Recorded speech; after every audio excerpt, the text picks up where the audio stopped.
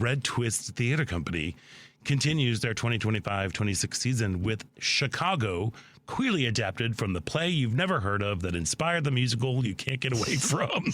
I love it. Joining us now is producing artistic director of Redtrist and director and co-adapter of the show, Eileen Dixon. Eileen, welcome to the show. Hi, thank you so much for having me. How exciting. Oh my gosh, I'm so excited, and I'm even more excited to try to put that whole name onto a shirt. We didn't make it easy for you. I know. It's great. It's fabulous. Before we get into talking about the production, Chicago, can you remind folks about the mission and history of Redtrist? Because y'all have been knocking it out of the park. Oh, thank you so much. I'd be happy to. So, yes, absolutely. Redtrist Theater is our storefront not-for-profit theater company over here on Bryn Mawr and Edgewater. We have been around since 2002. We got a big facelift, a big renovation from the city entering into our 2024 season.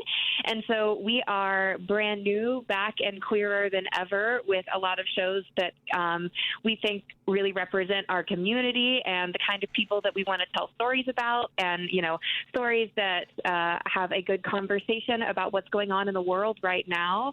So, yeah, we have been around for a while, and we have a lot more to say. So we're really excited to continue to get new audiences in so they can be a part of the conversation. Well, I'm sure this will be a wonderful gateway drug, as it were, to come and to get some more of that Redtrist love. How did you stumble upon the play Chicago? Because this is an oldie-timey play. It is oldie-timey indeed. So I was looking for a play that was in the public domain that we could kind of adapt and repurpose to kind of match what we wanted to tell with our season, which is that we are doing our season of Defiant Femmes. And so we were looking for something that felt empowering and defiant and very feminine in nature.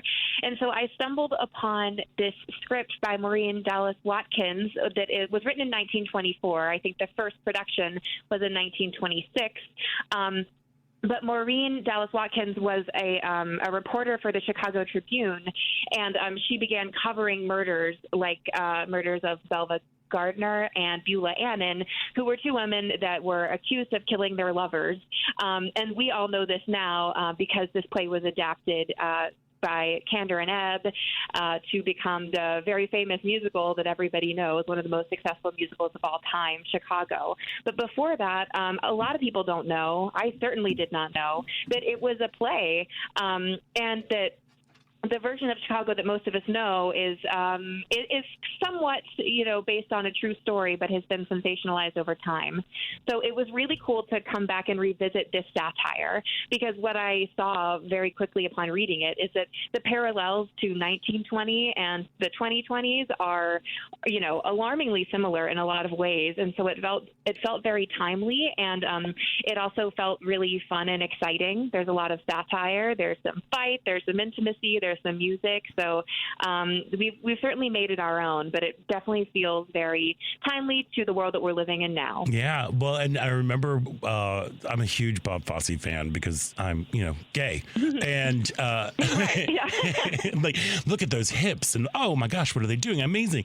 But I remember seeing a documentary on Bob Fosse and Gwen Verdon saying that Chicago was his response to Watergate.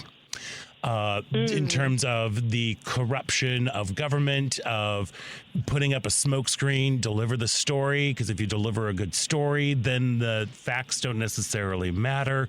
And so, of course, it just makes sense right now to do this play in this time with another kind of weird, corrupt administration that is, covering things up with smokescreens and all this stuff. Absolutely. Yeah, it's like, I was like, this is absolutely spot on programming. So way to go.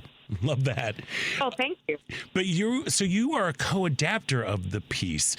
Were there any challenges into queering the play, or did things just kind of fall in place?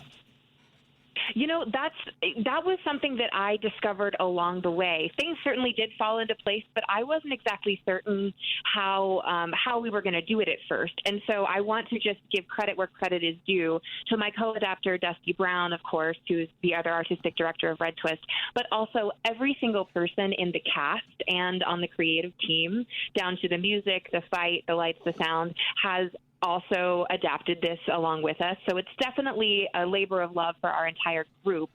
And we just came at it from, our very queer perspective on the world.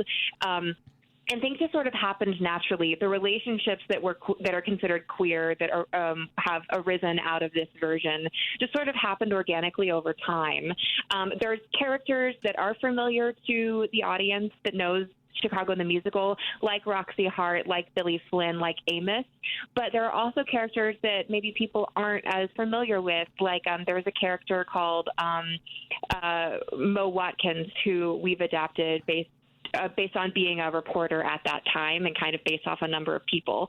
And so we've sort of found ways in order to suggest that the lawyers and the press were in bed together and, kind of making a comment on how there is corruption and how media is controlled nowadays, and how it was controlled at that time to sort of show only the story that we wanted to tell.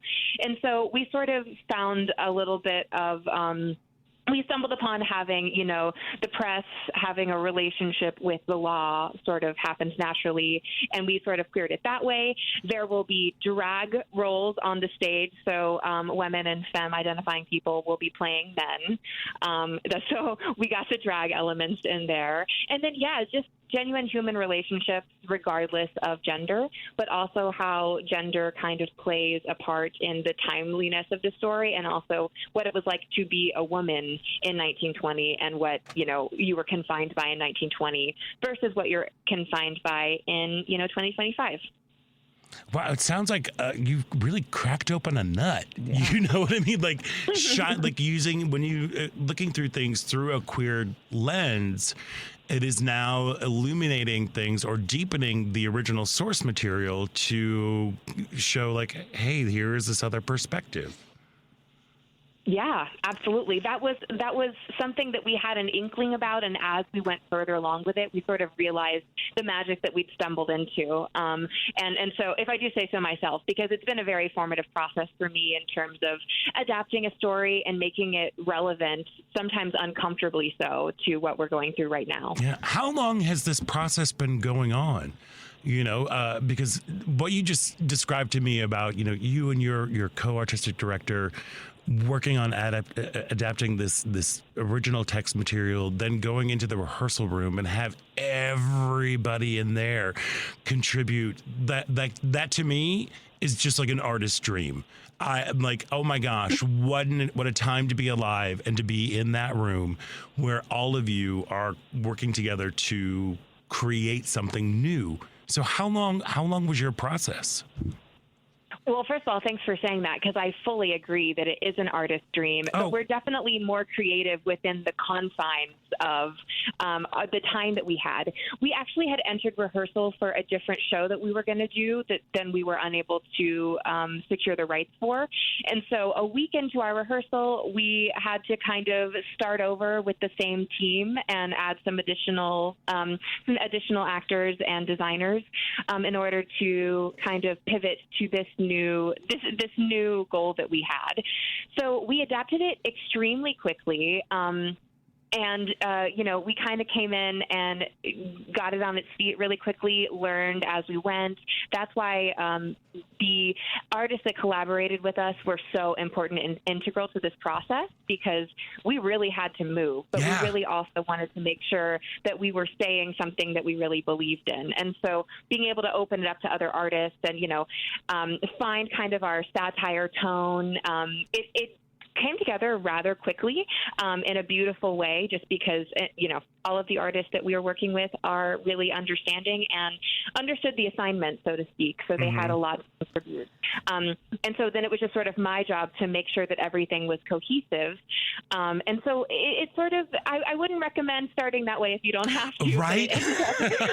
Being something super beautiful that I think I can say we're all really, really proud of. So, what you were talking about, it being an artist's dream, we really were pushing ourselves to our limits. But I found that very exciting. And this was certainly a group that it was a gift to kind of challenge ourselves in this way.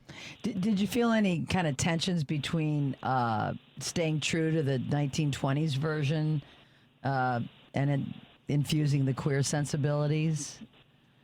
Oh, what an interesting question. Tension. I mean, what's interesting is like we would just stumble upon moments where we were like, oh, that feels like innately queer in this way. And so I think just there wasn't a concern of being able to balance it. It's just that there's a lot of things that are queer coded in ways that were, old timey queer coded things that might or might not be recognizable now. So it was sort of interesting to consider those parallels and what we could maybe get away with in this version that in 1926, there's no way that would have been received as well by the general public. So there certainly was a balance there, but I'm not sure that it was ever a tension. And were there certain characters that have changed the most from the original to now? I love that question. Maybe there are different nuances and undertones. I think Billy Flynn is our most exciting departure from the originals that everyone thinks of because he's a queer guy, kind of a Napoleon type.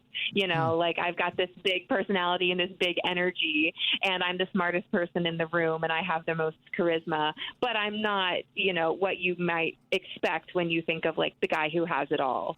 So I think there was an interesting kind of contrast there.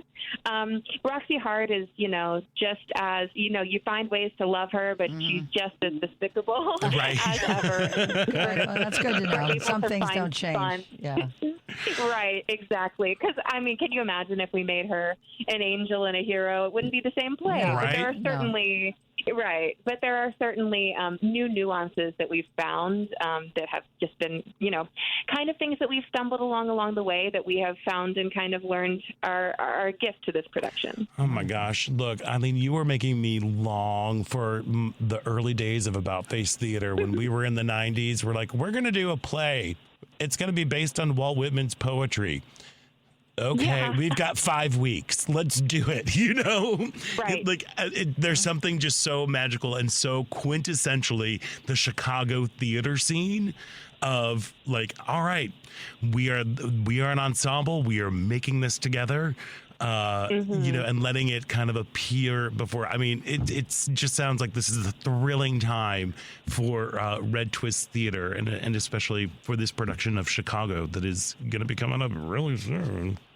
Really soon. I know. But I'm very pleased about where we've landed in such a short time. And I owe that all to, exactly as you said, the ensemble and the people who really push themselves to rise to the occasion and make something great out of something that could have been scary. So, it's all in the team that you pick and the people that, you can trust. It's true. Sure. Having the right people in the room. It is a big thing.